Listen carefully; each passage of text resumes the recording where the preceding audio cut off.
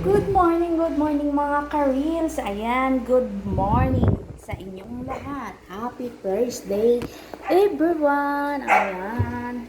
At tayo ay mag-aalmusal today. At saka nagluto ako ng almusal kanina. Hindi ko na ipiplex yung aking menodo. Ito siya guys. The menodo. Yan. Diba? Itong ating minodo, masarap din yan sa tinapay. Masarap siya. Maganda din siya ipalaman. Kaya lang, ang ating palaman today ay yung ating, meron akong, peanut. Magpipinat ako. Sila kasi nagra-rice.